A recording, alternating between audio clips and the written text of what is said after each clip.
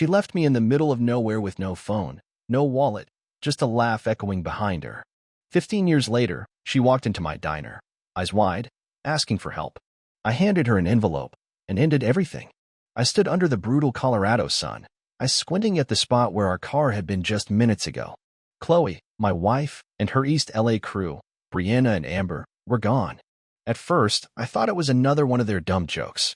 They lived for crap like this, always testing me, seeing how far they could push before I finally lost it. For years married, and I'd gotten used to their little stunts. The snide laughs, the times Tessa giggled with them instead of standing up for me. But this time, this felt different. My phone was still charging in the car. My wallet? Still sitting in the glove box. All I had were the worn-out jeans and a faded t-shirt I'd thrown on that morning, and this sick, sinking feeling in my gut. Time kept crawling. We'd been on this trip for 3 miserable days, heading to Brianna's lake house, and I'd hated every second. Tessa had begged me to come, promised it'd help me connect with her friends. I hadn't wanted to. Not really. Her friends always treated me like the outsider tagging along. They threw shade and inside jokes like darts, all while pretending I didn't exist. But I went for her. Or maybe for who I thought she was. The gas station we stopped at was in the middle of nowhere. One pump. A dusty sign that buzzed overhead. I just went inside to use the bathroom. I figured they'd wait like always. Except this time, they didn't. An hour slipped by. I paced the cracked pavement, scuffing up pebbles, telling myself they'd come rolling back in any second. I kept picturing Tessa popping her head out the window, laughing. Gotcha. But the road stayed dead silent. After 2 hours, sweat was dripping off my neck, and my throat felt like sandpaper. I couldn't stop replaying the last few days.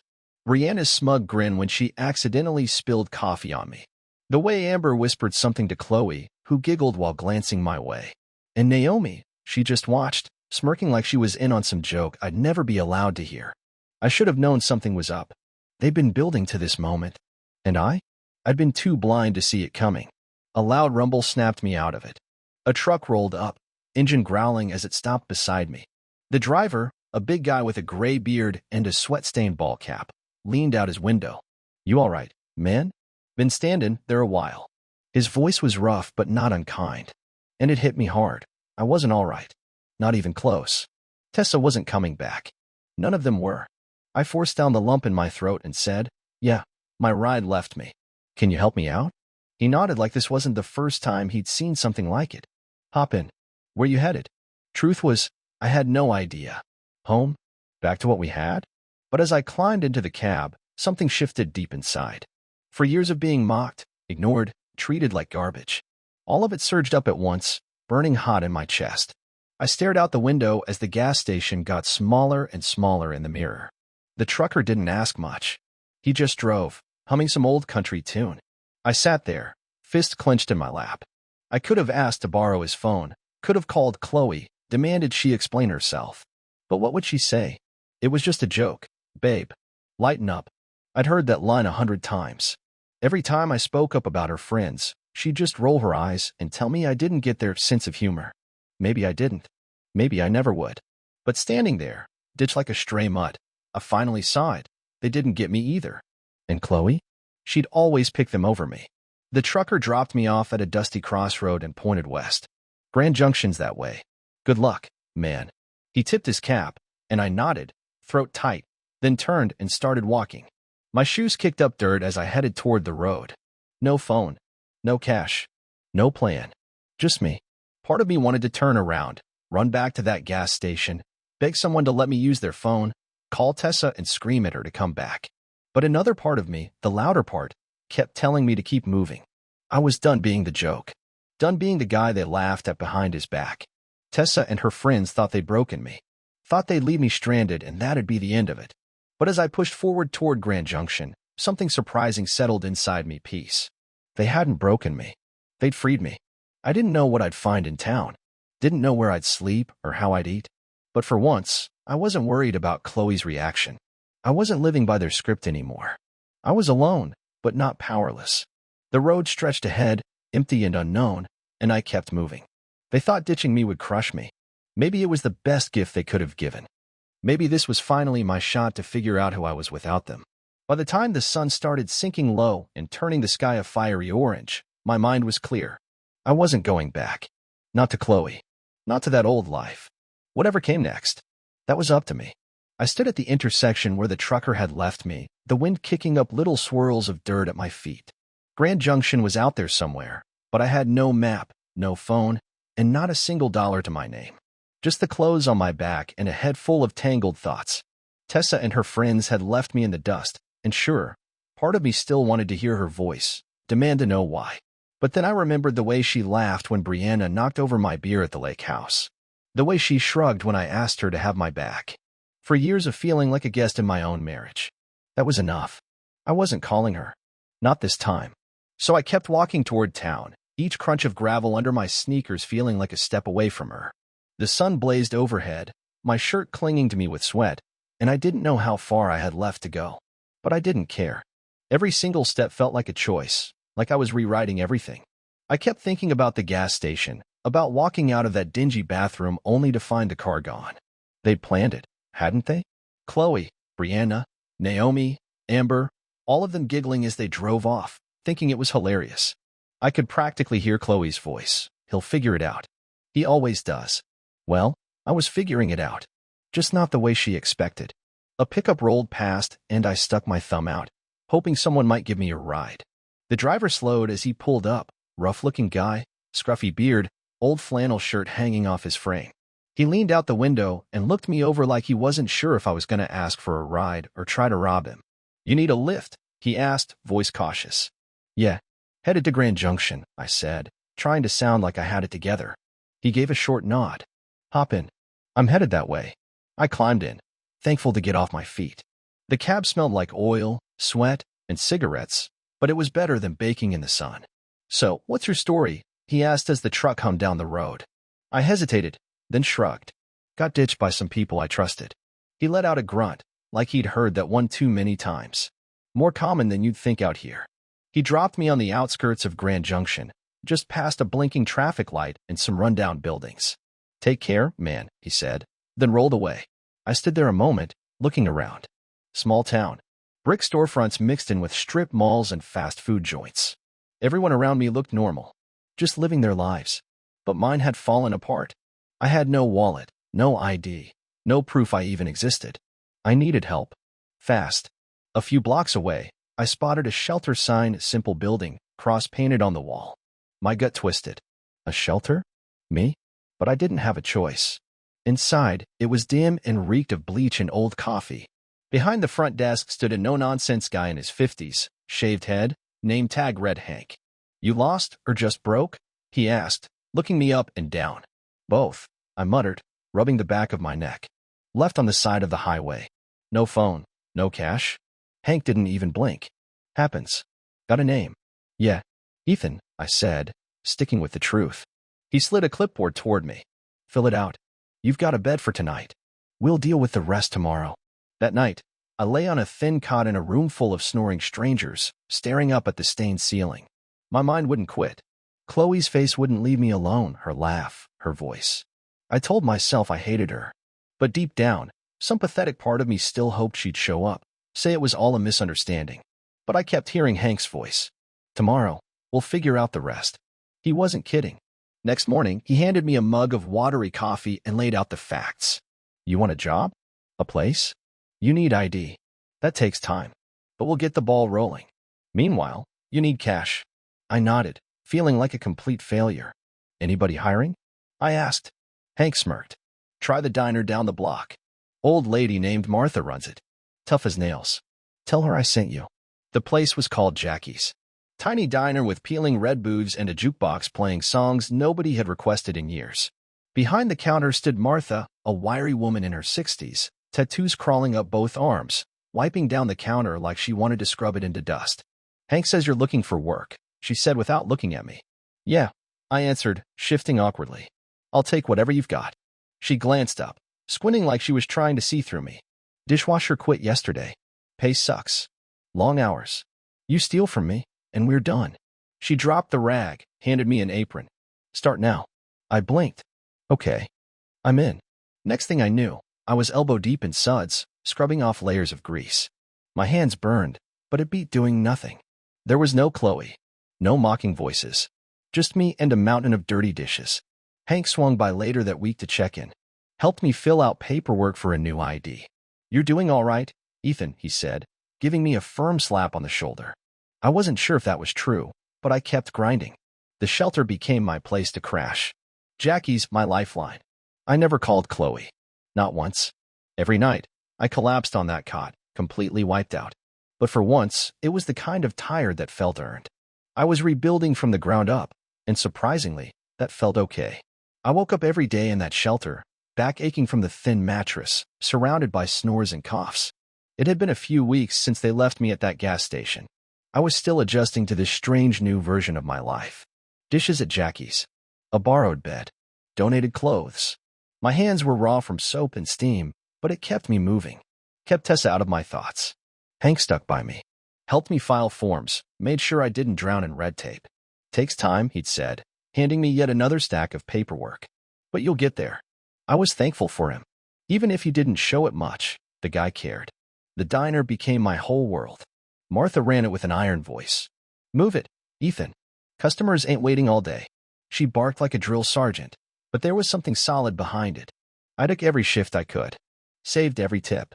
Stuffed my earnings into an envelope I kept hidden under my cot. My first paycheck was small, but it was mine. I took it to a gas station and bought a cheap prepaid phone. Held it in my hand like it was a gold brick. It wasn't anything special, but it was something I'd earned. Not a gift. Not something borrowed from Chloe's world. That night, it buzzed while I was in the kitchen, wrist deep in dishwater. I dried my hands and pulled it out. Her name flashed across the screen. My stomach twisted. I just stared as it rang. Let it go to voicemail. Then a message popped up. I should have ignored it, but I didn't. I pressed play. Her voice was quiet, shaky, like she was trying to sound fragile. "Ethan, where are you? We waited for you." It was just a joke. "We're so worried. Please, call me." I stood frozen at the sink. The water kept running. Worried? They left me stranded with nothing. If they were worried, they would have turned around. Then came another voicemail. This one from Brianna. I hit play. "Come on, dude. You've got to admit, it was hilarious. Call us back, all right?" Hilarious. I gripped the phone until my knuckles turned white. That's what I was to them, a freaking joke. A punchline. That's all I was to them. Just some story they'd laugh about over drinks at the lake house. Then came the flood, call after call. Tessa again. Then Brianna. Then Amber. Texts. Voicemails. "We miss you. Where did you go?" This isn't funny anymore. I sat there scrolling, heart pounding, chest tight, head spinning. Chloe's voice echoed through every message, phony concern, empty tears. She didn't care. None of them did.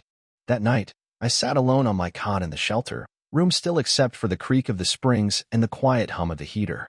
The glow of the phone lit up my hand. More messages. Chloe's first voicemail. Then Brianna's. One from Amber that was just her giggling before it cut off. My thumb hovered over the call button. I wanted to scream at Chloe, demand answers, ask her what the hell she was thinking. But what would it change? She'd just cry or crack a joke, flip it back on me like she always did. I'd spent years swallowing that crap, pretending it didn't hurt, because I thought that's what love looked like. Not anymore. I scrolled through the contacts. Chloe, Brianna, Naomi, Amber. One by one, I blocked them all. My fingers trembled, but when I hit the last one, the silence that followed felt like oxygen. No more buzzing. No more lies. I leaned against the wall and let out a breath I didn't realize I'd been holding. It felt like I'd just cut loose a weight that had been strangling me for years. They couldn't reach me now. Couldn't twist the story anymore. I was the one in control now. The next morning, I went straight back to the diner. Didn't say a word about it. Just plunged my hands into hot dishwater and let the heat scorch away their voices. Martha picked up on it, though. She always did. "You're quiet today," she said, tossing me a rag to wipe down the counter. "Trouble?" I shrugged. "Just sorting some stuff out." She snorted. "Sort all you want. Just don't screw up my kitchen." That made me smirk. She didn't care about drama. Just clean plates and food out on time. It was kind of perfect. Hank stopped by that afternoon. Handed me a printout with a case number. "ID's in progress," he said. "You Hanjin in there?" "Yeah." I nodded. Better than I expected. He gave me a nod and a solid clap on the shoulder. Didn't need to say more. By the weekend, I'd saved enough to snag a used jacket from the shelter's donation pile. Nothing fancy, but it kept the wind off me. Every night, I'd walk home with the prepaid phone quiet in my pocket, feeling lighter. Tessa and her crew? Cut out like old deadweight. I didn't need their apologies, didn't want their reasons. I had a job, a place to sleep, a plan. Small things, yeah, but they were mine. The ache still lingered. The betrayal didn't vanish overnight. But it didn't control me anymore. Every greasy plate I scrubbed, every dollar I tucked under my cot, it all added up to something new. Something they could never touch.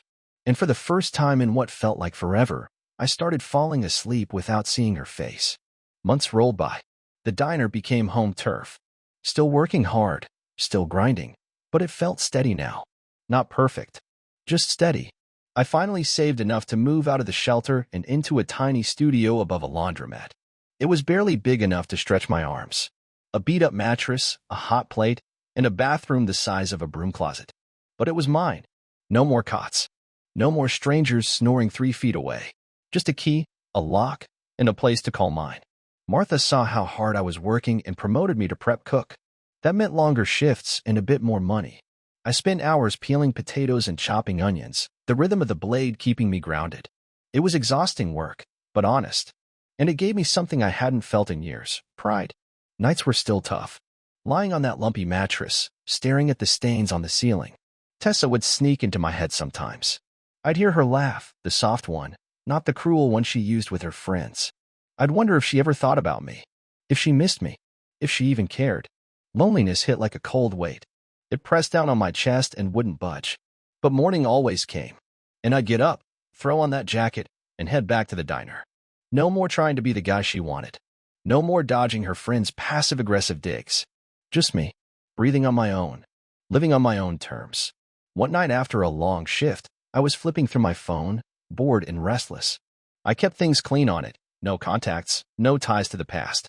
But curiosity got the best of me. I made a fake account. No picture, no real name. Searched her up. There she was. Chloe. Profile still public. Still playing the part. Photos from the lake house. Her and Brianna posing with drinks by the water. Naomi in the background laughing like nothing had ever happened. Then I saw it. A photo of us, old, from some summer picnic. I was smiling, arms around her. The caption read, "Missing my love. I pray he finds his way back to me." It hit like a sucker punch. Missing me? She didn't even come back. She left me to rot and kept the car moving. I laughed. For real. In that bare apartment, my laugh echoed off the walls like a joke I finally got. She was spinning the narrative, making herself the victim. Like I just wandered off one day and never came home. I kept scrolling. Brianna had commented, "He'll turn up. Don't worry." Amber added, sending hugs. My stomach twisted. They were all playing their parts, keeping the lie alive. I locked the phone and tossed it onto the mattress. Ran my hands through my hair and just sat there. She hadn't changed. They hadn't changed. But I had. I wasn't the guy in that picnic photo anymore. The guy who smiled while they chipped away at him. That guy was gone. Next day at the diner, I was quieter than usual, still chewing on the lies I'd seen.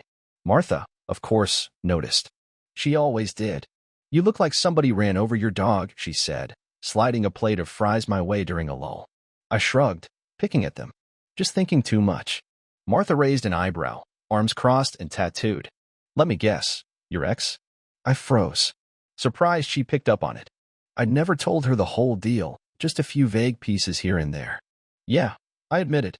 "Saw something online. She's acting like she's the one who got hurt." Martha snorted, loud, sharp, not even trying to be polite. "Sounds like a real piece of work. Good riddance, kid." I gave her a faint smile. She wasn't wrong. Good riddance. Work kept me grounded after that. I was chopping vegetables, flipping burgers when needed, wiping down counters. Whatever kept my hands busy, kept my mind off her. The diner had its regulars, folks who gave me nods or left a couple bucks under their coffee mugs. It felt good, like I finally belonged somewhere. My hands were rough now, my arms stronger from hauling crates and scrubbing pans. I'd catch my reflection in the glass door sometimes, tired eyes, messy hair, but a guy who was standing on his own 2 feet. That post Tessa made slowly faded from my mind. Her voice was drowned out by the sizzle of the grill and Martha yelling out orders from across the kitchen. I stopped checking her socials after that. Didn't need the noise. Whatever story she was telling, whatever version she was selling, I wasn't buying it anymore. I had my place, my job, a life. Small, yeah, but it was real. And it was mine. Loneliness still crept in sometimes. Mostly at night, when the laundromat downstairs was quiet except for the hum of machines. But it wasn't sharp like before. Just something I lived with.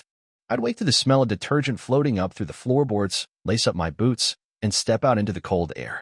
No one waiting to roll their eyes. No fake sympathy. Just me, plain and simple. Ethan. And for once, that felt like enough. I wasn't sinking anymore. I was standing. Steady. Freedom didn't show up with fireworks or applause. It was quiet. A key in my hand. A paycheck in my pocket. And the power to choose. And I wasn't giving it back. Living above the laundromat became routine. Diner work. Save money. Sleep in my own space. Days started to blur together, but they were good days. And then she walked in. Lena. She started showing up twice a week, always claiming the same booth by the window. Always with a mountain of textbooks and a pen in her hand. Med student, I figured she'd mutter medical jargon while scribbling notes, totally zoned out. Her order never changed. Denver omelet. No tomatoes. Extra coffee. She barely looked up when I dropped the plate off. I'd catch myself watching her sometimes, smiling at the way she'd get so caught up in studying that her fork would stop midair and just hover, forgotten. I don't know why I started messing with her. Maybe I was bored. Maybe I just wanted to see her smile. So I swapped my name tag every time she came in. Bob one day. Steve the next. Carl after that. Just to see if she'd notice. She didn't. Not at first. Too buried in her textbooks. But one morning, I pinned on a name tag that said Rusty and walked over with her usual. That time, she looked up. Her eyes flicked to the tag, then back to my face. Your name tag's wrong, she said flatly, like she was diagnosing me. I grinned, caught off guard. Is it? I said, even though she was right.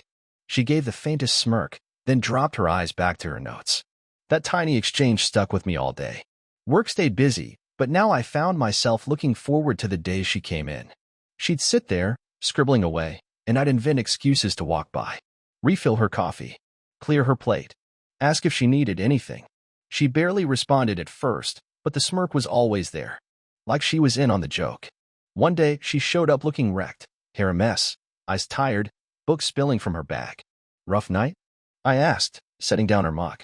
Exams, she muttered, rubbing her face. Haven't slept in 2 days. I didn't push it. Just gave her an extra hash brown when she wasn't looking. She caught it anyway. You're sneaky, she said, peeking up. I shrugged. Gotta keep you conscious somehow. Our first date wasn't planned. She came in one evening dressed different, nice jeans, fitted top. Way more put together than usual. My friends bailed on dinner plans, she said, half talking to herself. Not letting the reservation go to waste. Then she looked at me. You free? I was wiping down the counter. My shift was nearly up.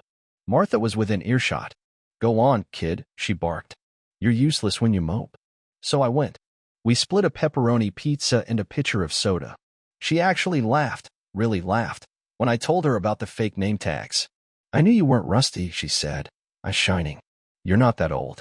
We talked for hours about school, work, dumb stuff like movie preferences and favorite snacks. It was easy, effortless. 7 months later, she moved into my tiny studio. It was tight. Her textbooks took up half the room. We'd bump into each other constantly trying to cook on that one little burner. But I didn't care. She'd stay up late studying, desk lamp glowing. I'd fall asleep to the sound of her whispering anatomy terms in her dreams. It was weird, but it felt like home. A year later, we found a bigger place. One with a real kitchen. A couch that didn't smell like bleach. Lena wasn't Chloe. She didn't mock me when I doubted myself. Didn't laugh when I messed up. She'd just say, you've got this. And for some reason, I'd believe her. We'd cook dinner together. Watch old sitcoms. Argue about who left the dishes in the sink. Simple. But it was ours.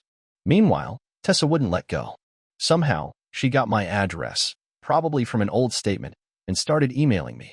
The first one came a few weeks after Lena moved in. I was chopping peppers when it popped up. Ethan, I just want to know you're okay. I miss you. We all do. I stared at the screen, knife still in my hand. Miss me? She'd left me at a gas station with nothing but dust in my mouth. Now she missed me? I didn't reply, just deleted it. More followed. Some were one-liners. Some were novels. All drenched in that same sugar-coated tone she'd always used. I messed up. Please talk to me. I saw your grandma. She's worried. I'd read them, feel that same old burn in my chest. Then I'd hit delete. One day, Lena caught me staring at one of them, brows furrowed. "Who's that?" Lena asked, glancing at my phone. "Nobody," I said. And just like that, she let it go. She didn't press, didn't pry. She didn't need to. I wasn't going back. Life with Lena was good, better than I ever thought I deserved. The diner was thriving. My hands were steady. Chloe's emails had turned into background static I could ignore. I'd built something real, something solid. And every single day with Lena reminded me of that. She teased me about my cooking. I teased her about her off-key singing. We'd fall asleep curled up on our worn-out couch, like we had nothing to prove. Tessa could keep writing. She could cry, beg, pretend. I didn't know her a damn thing. This was my world now, me and Lena. And I wasn't letting it go. I was back in Martha's kitchen, flipping a burger on the grill. The smell of grease in the air, aprons spattered, heat rising from the stovetop. Things were good. Better than good, really. Lena and I were settled into our new place. A real apartment with an actual bedroom, working stove, and sunlight coming through clean windows. It felt like I'd finally clawed my way out of the hole Tessa and her crew had buried me in. Work was steady, too. Martha had started trusting me with more, less barking, more nods of approval when I nailed something. Then one slow afternoon, she called me over. Her eyes locked on mine, serious. "Ethan," she said, wiping her hands on a rag. "You're not half bad at this." I smirked, figuring she was messing with me. But she wasn't smiling. "I'm opening a second spot across town. It's smaller, but it's mine. I need someone to run it." I froze, spatula in hand. Burgers still sizzling behind me. "Run it? Me? Do I look like I'm joking?" she said, deadpan. "You've got the chops. You show up. You work hard. You don't steal. You don't complain. Say yes or no." My mind reeled. A year ago, I was stranded at a gas station with nothing. Now she was offering me the keys to a diner? Part of me wanted to say no. Thought it was some setup. Some trap. My old instinct. Chloe's ghost whispering doubt in my ear. That night, I sat on the couch, TV on but not watching. Just spinning. Lena came home from a late study session, tossed her bag down, kicked off her shoes, and looked at me. "What's going on?" she asked, already reading the hesitation on my face. "She wants me to run it," I said softly. "Martha's new diner. She offered it to me. Like, I'd be in charge." Lena didn't blink. She dropped beside me, her knee touching mine. "And you're thinking of turning it down?" she asked. I rubbed the back of my neck. "What if I screw it up?" She grabbed my hand and squeezed it. "You're already running that place half the time. You're taking orders, fixing things, keeping it afloat. This just makes it official." Her words hit me hard, like a push I didn't even know I needed. She believed in me. Fully. Without hesitation. That was new. That was powerful. Tessa would have laughed. Called me delusional. Her friends would have piled on. But Lena just looked at me with eyes that didn't flinch. And I nodded. "Okay, I'll do it." She gave me that small, warm smile I loved and leaned her head on my shoulder. "Good. Now stop moping. We've got dishes to do."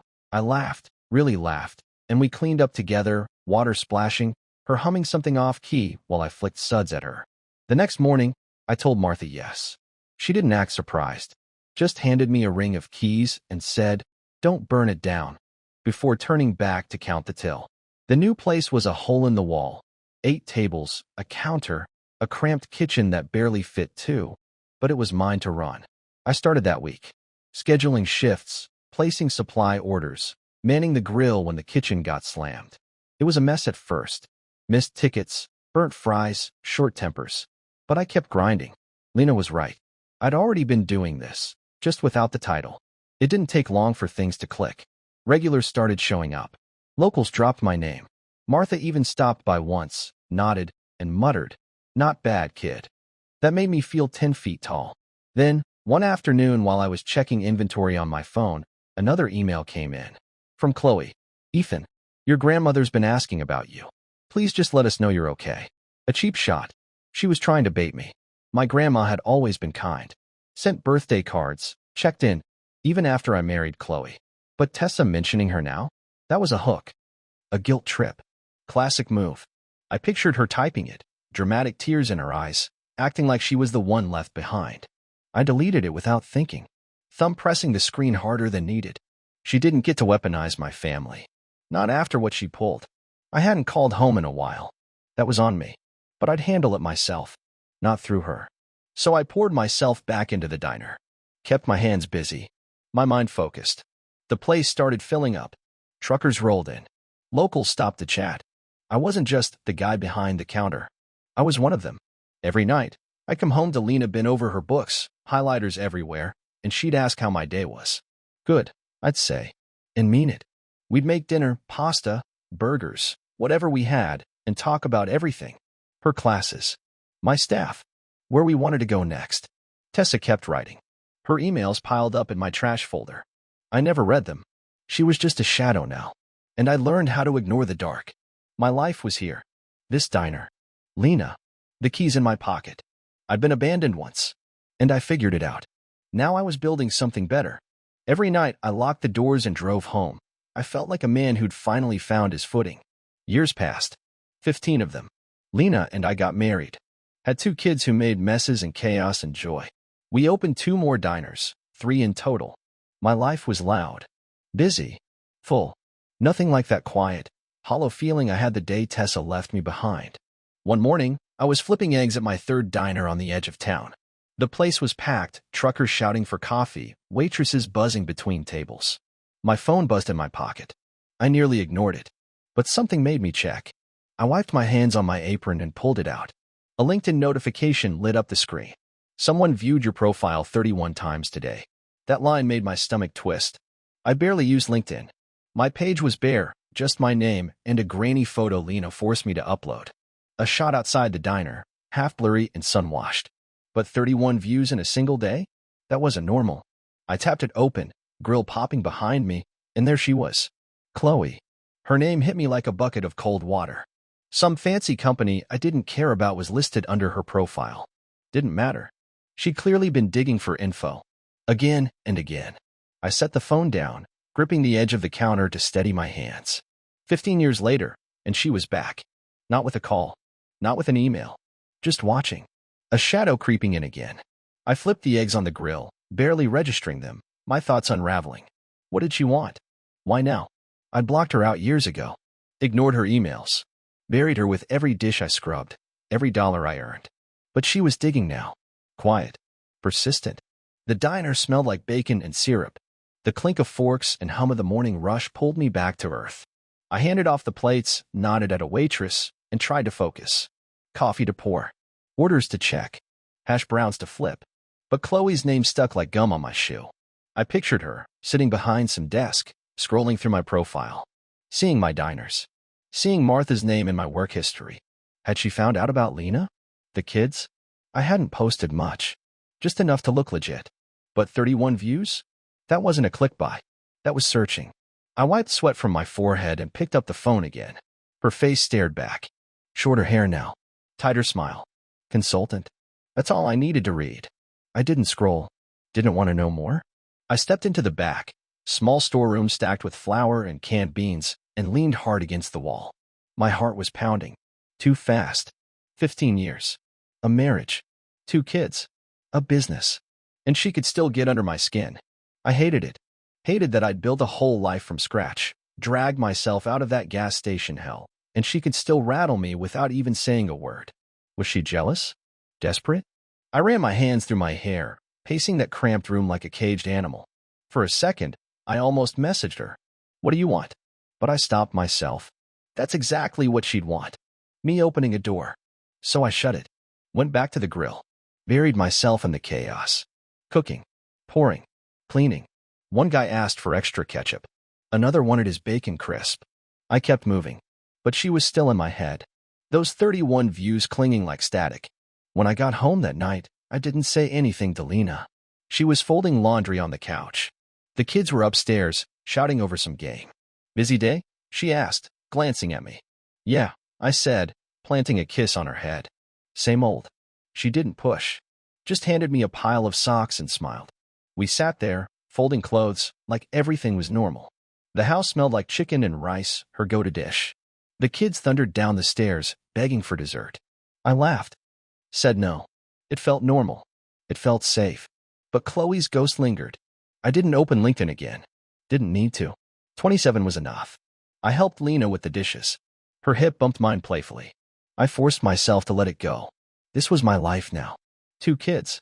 A wife who didn't mock me. Diners built from nothing. Tessa couldn't touch that. Not really. Still, that night, I stared at the ceiling, her name echoing in the back of my mind. The next day, I was at the first diner, Martha's old spot, pouring coffee, hands busy, mind focused. When my phone buzzed, I didn't check it. Just shoved it deeper in my pocket. If it was her. I didn't want to know. She'd spent years locked out. Now she was knocking. Quiet. Consistent. But I wasn't opening that door. I kept moving, register, grill, counter. Let the rhythm drown her out. Then it happened. 2 days after those notifications, I was wiping down the front counter when the bell above the door jingled. And they walked in. Chloe, Brianna, Naomi.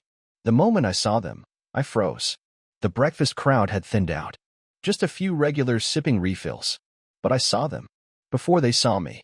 Chloe's short hair caught the sunlight. Brianna strutted like nothing had changed. Naomi looked small, like she wanted to disappear. 15 years. 15 years since they left me behind like I didn't matter. And here they were. In my diner. My turf. I didn't move. Just watched them take a booth by the window.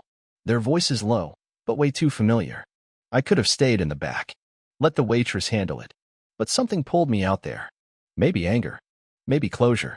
Maybe I just needed to face it. I grabbed a pot of coffee, something to hold, and walked over. Tessa saw me first. Her eyes went wide. Mouth open like she forgot how to breathe. "Oh my God," she said. "It's you." Brianna leaned back in her seat, grinning like she was proud. "Look at you," she said. "Mr. Big Shot." Naomi barely met my eyes. She kept fiddling with the menu like it might save her. I stood there, coffee pot in hand, just looking. They looked older, smaller, worn down in a way I didn't expect. "What do you want?" I asked. My voice was flat, firm. Tessa leaned forward, twisting her fingers together. "Ethan, can we talk? Please." I didn't sit. Didn't blink. "I'm working," I said. "So talk." She swallowed. Shot a glance at Brianna for backup. Then started rambling. Her business had failed. Marriage fell apart. Bills piling up. She was broke. Brianna chimed in, trying to keep it breezy. "You've got 3 diners now, right? We just need a hand. You know, for old time's sake." Naomi mumbled, "Just a little help." Barely loud enough to hear. I listened. I let it sit there between us. The sob story. The charm. The guilt. It was a play. A setup. They'd stalked my profile. Tracked me down. And now they were here, expecting me to cave. I stood there, coffee pot still steaming in my hand, watching them squirm. Chloe's eyes watered. Brianna's smirk twitched. Naomi shredded the edge of her napkin. And all I could think about was that gas station. 27 views. 3 unexpected guests. And a question hanging in the air. Did they really think I was still the man who waited? I didn't say anything else. Just turned and walked away. Headed straight for the office, a small, cluttered room barely big enough for a desk and a stack of receipts. My boots thudded across the floor like they weighed 10 pounds each. They wanted money. After leaving me stranded with nothing, after laughing behind my back, they thought I'd just hand something over. I sat down in the creaky old chair, stared at the wall, and let the silence press in. My hands were shaking, but not from nerves. From rage. I could have thrown them out. I could have made a scene, but I didn't. Instead, I grabbed an envelope, tore out a check, and scribbled something down. Then I walked back out. They were still at the booth, whispering, heads jerking up the second they saw me. I dropped the envelope on the table right in front of Chloe.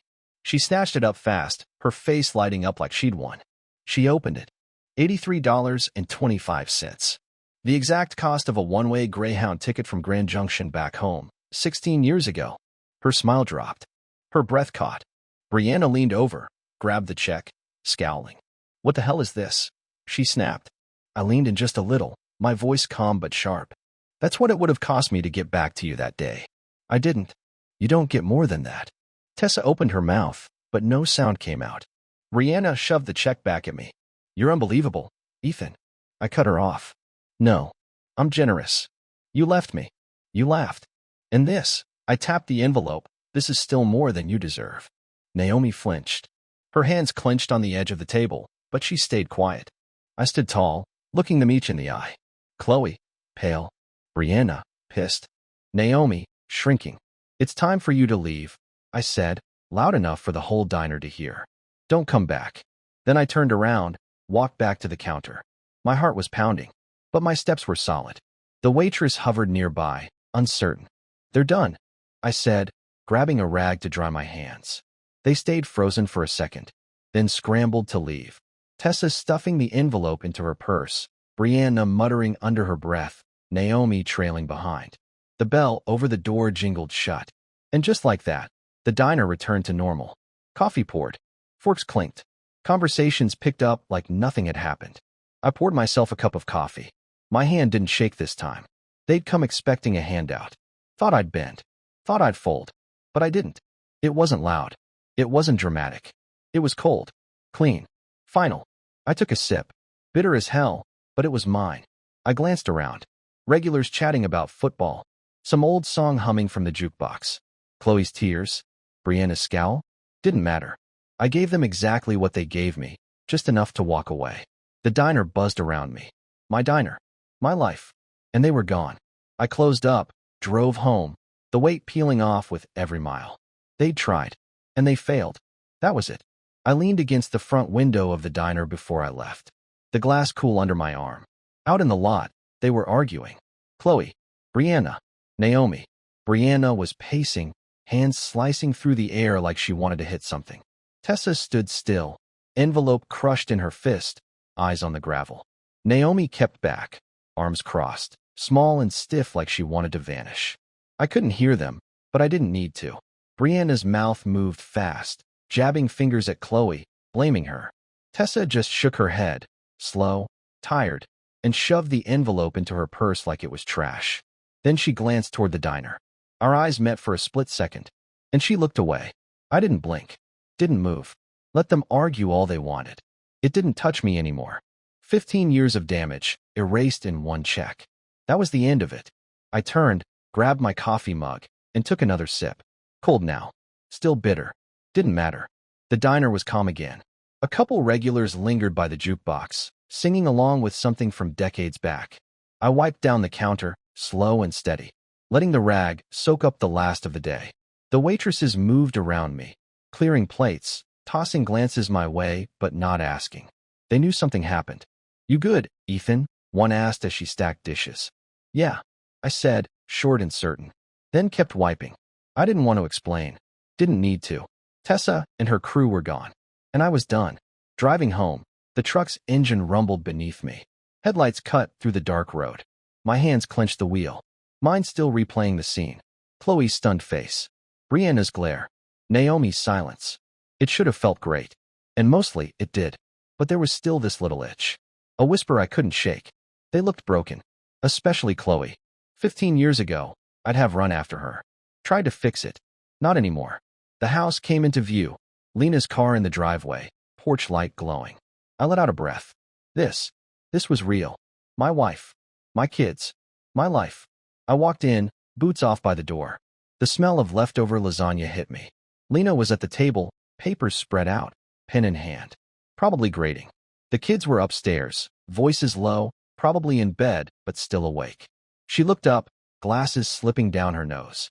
Hey, she said softly. Tilted her head. You okay? I pulled out a chair and sat across from her. My hands flat on the table. They came by, I said. Her eyebrows lifted, but she didn't interrupt. Chloe, Brianna, Naomi, wanted money. I gave them bus fare and told them to go. She set her pen down, leaned back in the chair, eyes locked on mine. Bus fare, she asked, a small smile tugging at her lips. $63.50, I said. Exact price of a Greyhound ticket from Grand Junction. Just like the one I never bought. I told her about Chloe's reaction, Brianna's outburst, how I walked away. Lena listened without saying a word. Her hand drifted across the table, brushing mine. They can't take anything from you unless you give it to them, she said, her voice calm and firm. I nodded slowly, the truth of it hitting deep. Yeah, I whispered. You're right. She gave my hand a little squeeze, then went back to her papers. Didn't need to say more. She got it. She got me. That was enough. Later, we reheated dinner. Just the two of us. The house quiet. Kids upstairs, finally asleep. And for the first time in a long time, I didn't feel haunted. I felt free. I pushed the lasagna around my plate, still half stuck in that parking lot. Brianna yelling. Tessa stunned. Naomi shrinking. Didn't matter what they said to each other out there. Didn't matter who they blamed. They came looking for a handout, and I handed them a mirror. Lena didn't ask questions. She just started talking about the kids, our son's math test, our daughter's latest obsession with drawing cats on every surface we own. I smiled, nodded, let her bring me back to now. After dinner, we cleaned up together. Her hip bumped mine at the sink, and I felt steady again. That night, lying in bed with Lena's breathing slow beside me, I stared at the ceiling. The house creaked. The kids shifted in their beds, and I replayed it, those three sitting in my diner, then unraveling in the lot. But they couldn't touch this. Not my family. Not my business. Not me. I'd closed the door and locked it, and they were exactly where they belonged, outside it. The itch was still there. Barely. But it was fading. Lena was right. They got nothing because I gave them nothing. That check? That was the ending. I shut my eyes, let the day slip away, and slept hard. No ghosts. Just peace. Weeks passed. One night, I stood in our kitchen stirring a pot of chili. The smell of cumin and garlic filled the house. I hadn't seen Chloe, Brianna, or Naomi since the day they walked into my diner. No texts. No emails. Not even a ghost view on LinkedIn. Gone. For real, this time. And I felt it.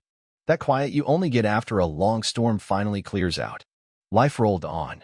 Lena was grading papers at the table, glasses sliding down her nose. The kids were outside, chasing each other around the yard, screaming like banshees. My diners were running smooth, full of regulars and routines. It was mine, all of it. And they couldn't touch it. I wasn't looking over my shoulder anymore. Wasn't waiting for the next knock. The chili bubbled. I gave it a taste. Needed salt. Maybe some pepper. Lena looked up, smiling. Smells good, she said. Better be, I shot back, grinning. She laughed, soft, easy. The kind of laugh that never felt forced. The kids burst in. Muddy boots. A stick in one hand. A bug in the other. Wash up, I said, pointing toward the sink. They groaned but went, splashing water everywhere. It was loud. Messy. Ours. Chloe's tearful face faded just a little more. Replaced by this. Work was good, too. I bounced between the three diners. Checked stock. Flipped burgers.